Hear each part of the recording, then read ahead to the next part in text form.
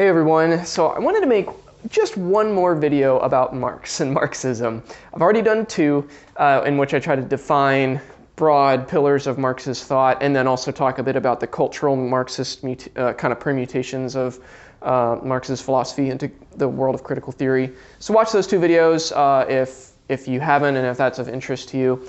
This time I want to just give more of a personal response to all of this. I'm titling this video Questioning Marxism because for me, the influence of Marx on our political discourse and especially our vision of society and our vision of the direction of society and what a just society would look like. Marx has had a huge impact in the Western world broadly, just how we think about this stuff. And his impact, for me, raises really important questions, I think, to the surface. And so this video is not just like an outright rejection of Marx or a repudiation of Marxist philosophy.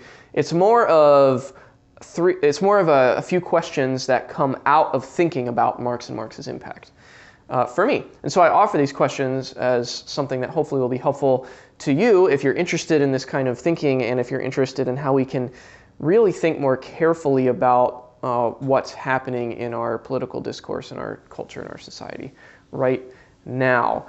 So I'm going to talk through three questions briefly, give some thoughts on them, why I think they connect to Marx, why I think they're important to ask right now, and then I'll leave it from there. I think that this topic can spin out into lots of other subtopics that I'm also thinking about doing some short videos on. So we'll see where that goes. But for now, I'm going to leave the topic of Marx with these three questions that build off of especially the four pillars of Marxism that I covered in my first video, which I'll link up in this corner here in case you want to check that out. So, on to my questions that come out of Marx's impact. And the first question is really big, really broad, and it is just this. What is one's basis for any future hope? That might sound bleak, but by that I mean if a person, if any individual has a hope that society will be better eventually, that a more just society will emerge, that we'll be able to build something more just, more equitable, more fair, what is one's basis for that? And the reason I ask this is because Marx had a clear basis for that, and it was philosophically rooted in Hegel and Hegel's thought, which I covered again in that video. He disconnected it from anything religious or metaphysical by following Feuerbach, again, which I talked about. But Marx had a clear articulation of this. And so I think what this brings back to the surface, which is, frankly, it's a question we should always kind of, I think, be revisiting, is if we have hope for the future, if we have hope that the future will be better, especially, then what's the basis for that? What do we root our future-oriented hope in? One obvious example for a lot of people is religion. I'm a religious person. I'm actually a Christian minister. And so for me, I do hold on to a future hope, but it is rooted in this transcendent claim, faith claim, right? And yes, that is a claim that can't be substantiated empirically, which puts religion at odds immediately with Marxism because, again, Marx followed Feuerbach in this rigidly materialistic account of the world. And so religion is almost by definition not materialist because of the belief in the divine, right? And so, so for religious people, this is a really fundamental tension point with the Marxist framework for religious people, is the fundamental tension between materialism and transcendence, which I covered in that video briefly. But it comes to a point in this vision of hope for the future because Marx had a materialistically driven hope for the future, rooted in that Hegelian dialectical process, right? But for someone like me who does have religious faith claims, our future-oriented hope is rooted in something very radically different. It's not rooted in the material world. It's not rooted in squarely in humanity. It doesn't repudiate materialism, which that gets into a whole other topic that gets really thorny and really complicated. I don't have time to go into, but it is important to note the tension there. And so I'm bringing it to the surface because for me, Marx's impact and Marx's impact on our politics, especially in pointing to a future-oriented hope in materialism, I think rightly raises this question to the surface. So I ask it, what is your hope? What is your hope rooted in for the future? Can you articulate it? I think a lot of people can't articulate it. They just have a vague, abstract, maybe amorphous sense that they think the future can be and should be better, but they're actually not not sure why. And so for me, this is a good question to revisit over and over again. So for me, it's religious, personally. Maybe it is for you. But I could imagine people articulating it in a more of a biological evolutionary framework that, you know, evolution has gotten us this far, and I could see someone building an account for it that way. I could see someone building an account for it in terms of technological progress, because technology has improved a lot of things on a materialistic level. I would argue it's also brought up a lot of challenges and unintended problems. But I'm just trying to give examples. Maybe you could root it in biology, technology, or something else. But I simply want to raise the question, what is your future-oriented hope? And what's the basis for it? Is it Marx and Marxist leaning, like Feuerbach and materialism? Or is it something else? I think it's something that's important to evaluate, especially if you're going to contend for a particular political manifestation of pushing towards a future society or a more just society in the future.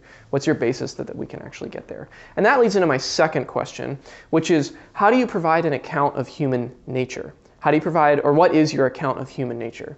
This is really, really important, and this really comes to surface for me with Marx, because again, if materialism, a la Feuerbach and Marx, if materialism is correct, if that's the correct view, I don't think it is, again, because I'm religious, but if it is correct and what we can see and measure is all that there is, then that does logically result in the claim that we are the only ones who can implement the future society we want. I covered this a little bit in that video, but that's a pretty logical chain, right? If materialism is correct, then it's up to us. There is no divine aid, there's no divine transcendent source of help. It's up to us materially to accomplish this. If that's the case, then what's missing there, I think, is a really rigorous and careful account of who are we then.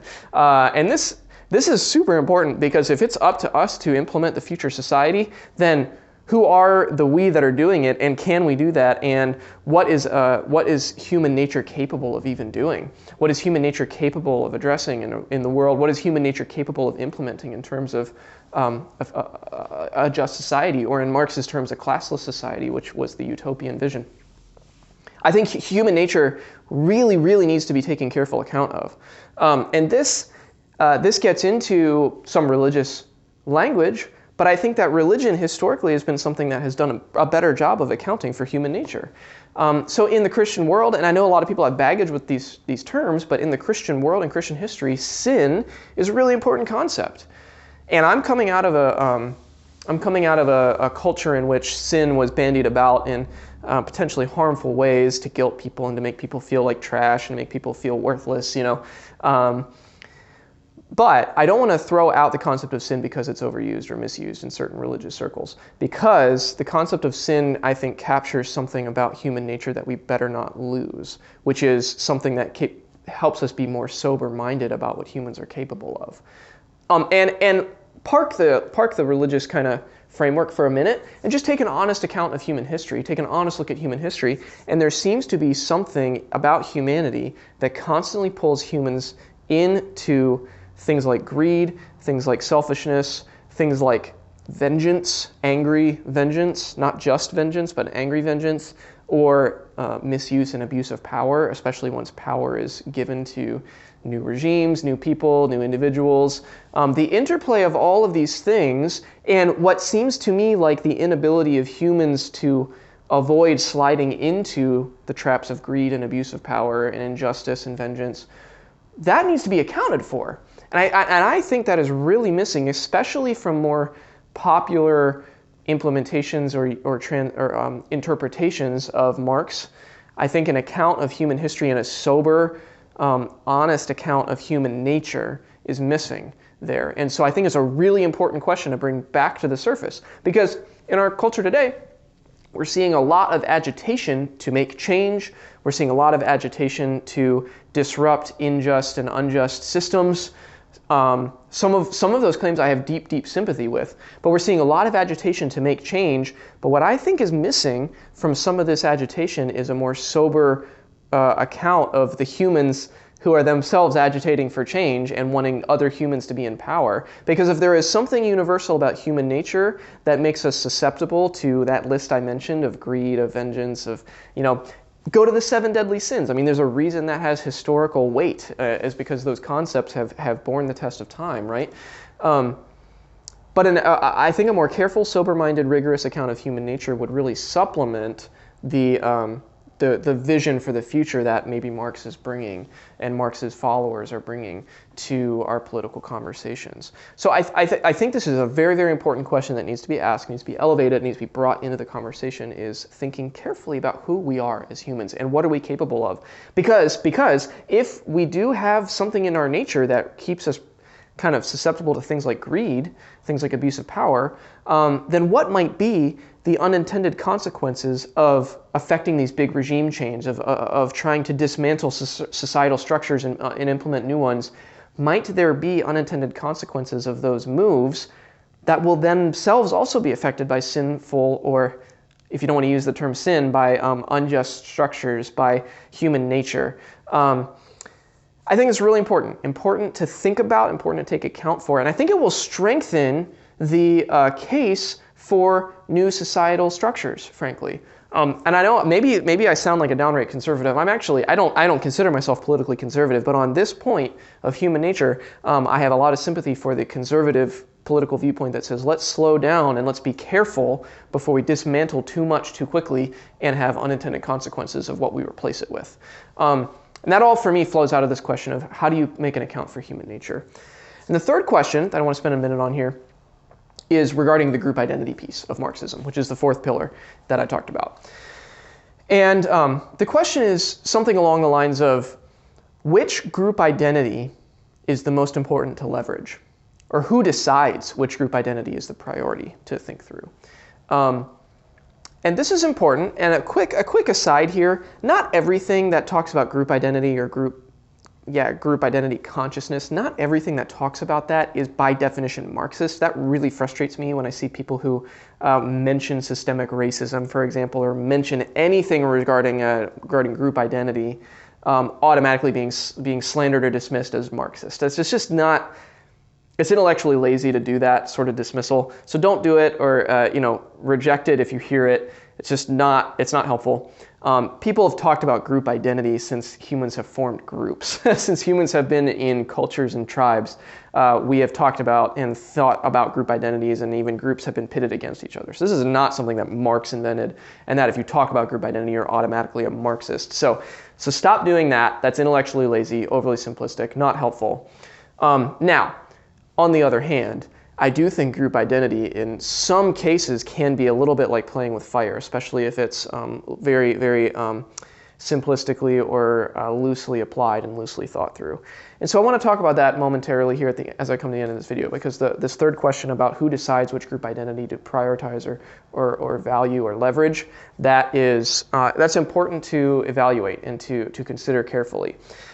For Marx, group identity was leveraged along economic lines. I talked briefly about this in my previous video. But for Marx, I will say in Marx's favor, he was really consistent, because he believed, and I'll unpack this quickly, he believed that all of human societal ills were economic at core, because he was materialist, and economics is very material, and you can measure it and point to it and evaluate it that way. And so, in his consistency, he determined that all societal ills boiled down to economics, class structures. One of his famous quotes is, "The history of humanity is the history of class struggle." So he really believed and provided a philosophically profound and complicated account for this. Like, he thought through this carefully, that how economics could be the root of all societal ills, and therefore the perfect society was one in which class structures didn't exist and class distinctions no longer existed. So, agree with him or disagree with him, he was consistent, and he applied all of his thinking when he brought in group identity to economic groups, being obviously the proletariat and the bourgeoisie, right? So, Marx was consistent in his application of this. I would argue, look at something today like the 1619 Project, which I am not dismissing it as Marxist, I am not repudiating it at all, I'm just making an observation here about it, that I see the 1619 Project as an attempt to be similarly consistent as Marx was, in the sense that the determination of, I think it's fair to say the determination of the writers of the 1619 Project was a centering of race and racial conflict, a la how Marx centered economics and group conflict along economic lines. And so the 1619 Project, in its effort to reframe American history as the founding of a nation that existed solely to perpetuate white supremacy and to subjugate and oppress people of color, in the very vision of the founding of the nation, that project, as a writing, as a journalistic project, I would say, is attempting to put a single group identity at the center, kind of like how Marx did with economics, but do it along racial lines, and then unpack what that means for the history of our country. And so I see in that an attempt to be consistent. The question, though, that comes back to my question here, my third question, is who decides which group identity is the one that should be centered? For Marx, he made that decision and then unpacked it philosophically and historically and made a case, right? But for something like the 1619 Project or lots of other groups, I mean, the 1619 Project is an example of race being centered, but who decides it? How do they defend that is the correct single key to unlocking the ills of our society along this particular group lines? Who makes that decision, and how do they defend it? How do they articulate it? Right? These are conversations we need to have, and we need to be able to debate and disagree about different group identities. Because, setting aside race for a moment, you could have conversations about national identity, right? The America First MAGA political camp is really mobilized by a nationalistic identity group for consciousness. So that is something really important to take into account for. And we will continue to have these conflicts if we continue to center single group identities maybe at the expense of even talking about other group identities. So we need to be able to talk about race. We need to be able to talk about national identity. We need to be able to talk about gender, group consciousness. We need to be able to talk about how these things intersect in different ways, which is the intersectionality conversation, a la Kimberly Crenshaw, right? We need to have these conversations, but we need to leave, I would argue, we need to leave room for different group identities to be debated and discerned and discussed. So who centers certain groups and why, and how do they make the basis for that? It's a really important question. And so I leave you with these three questions in this video, Questioning Marxism. What's your basis for future hope? The second question is, what's your account for human nature? How do you provide that account? And then who decides which group identity is paramount and to be prioritized? So I hope you found this helpful. If this raises other questions for you, other things you'd like me to unpack more or follow up on, please leave comments, leave questions, let me know, because I enjoy having these discussions and would enjoy continuing to unpack these concepts. So again, hopefully this is helpful. I'll see you for my next book review or my next discussion of a cultural topic. Thanks.